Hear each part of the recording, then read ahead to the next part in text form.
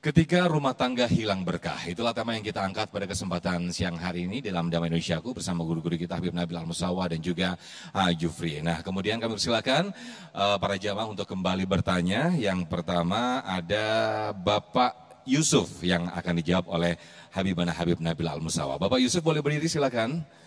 Oke, silakan Pak. Ya, sudah nyala Pak.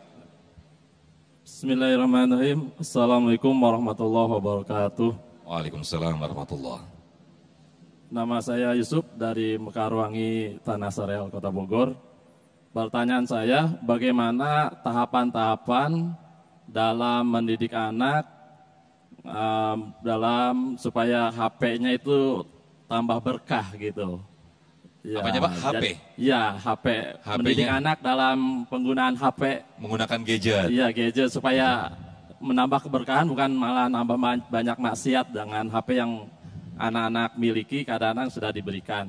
Ya, tahapan-tahapannya misalkan umur sekian, berapa, umur SD, umur SMP, SMA, supaya HP itu bermanfaat, malah nambah keberkahan dengan teknologi yang sekarang kita miliki. Baik. Terima kasih. Assalamualaikum warahmatullahi wabarakatuh. Waalaikumsalam warahmatullahi wabarakatuh. Karena tidak mau kita sekarang sudah masa digital, masa gadget, mau nggak mau anak harus juga mengenalkan. Tapi harus bagaimana nih Habib untuk tetap menghadirkan keberkahan? Silakan Habib.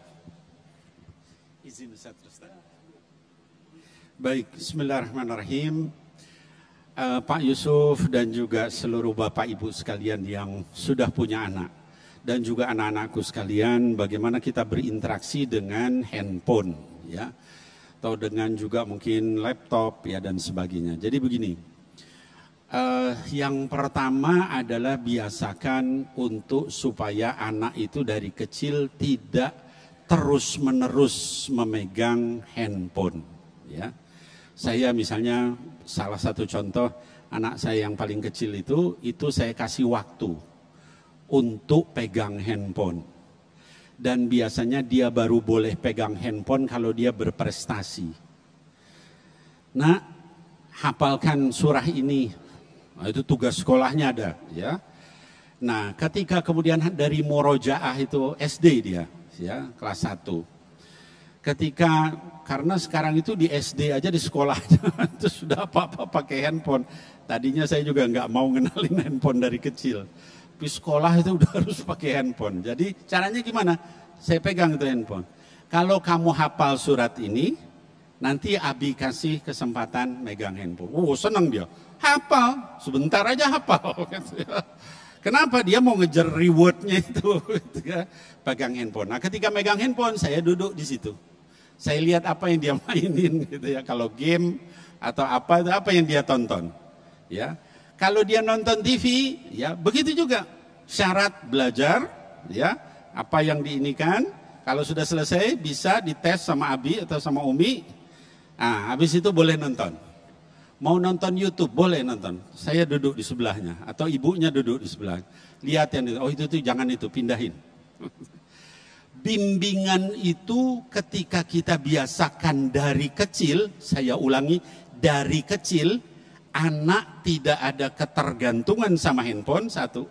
Kedua, terbiasa refleks memilih program. Programnya yang bermanfaat. Karena nanti kalau sudah tingkatnya SMP mungkin ke atas ya, SMP SMA, itu kita sudah susah. Saya kebetulan alhamdulillah anak-anak saya masukin pondok gitu ya. Di pondok gak boleh pegang handphone. Hanya 1 hari saja dia pegang handphone pada saat libur. Ya, jadi dia terbiasa. Setelah itu udah lulus ya udah hafizoh, udah misalnya jadi ustazah ya saya biarin terserah pegang handphone, dia udah punya tanggung jawab sendiri, ya. Tapi yang saya ingin sharing di sini, handphone itu bisa jadi malaikat gepeng, bisa jadi setan gepeng. Paham ya, Bu? Bapak-bapak ya. Ketika handphone kita lepaskan sama anak, apalagi orang tuanya berpikiran daripada ribet tuh anak ngobrol, silahkan pakai, selesai itu anak udah. Apa saja dia lihat di situ, apa aja segala macam cobaan, aduh hal-hal yang maksiat mungkarat dari kecil dia lihat, maka kita lihat seperti di TV, anak kecil bisa membunuh temannya, bisa memperkosa temannya, la haula wala quwwata, narkoba. Judi online sekarang, berita terakhir, judi online di bawah 10 tahun orang sudah judi online.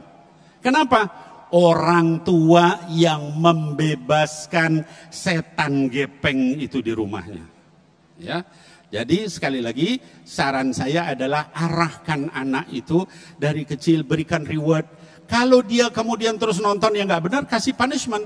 Sehari nggak boleh pegang handphone.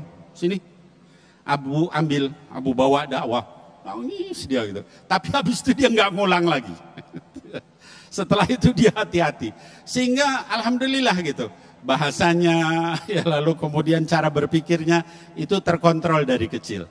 Nah, cara-cara seperti ini Bapak Ibu sekalian ingat ya.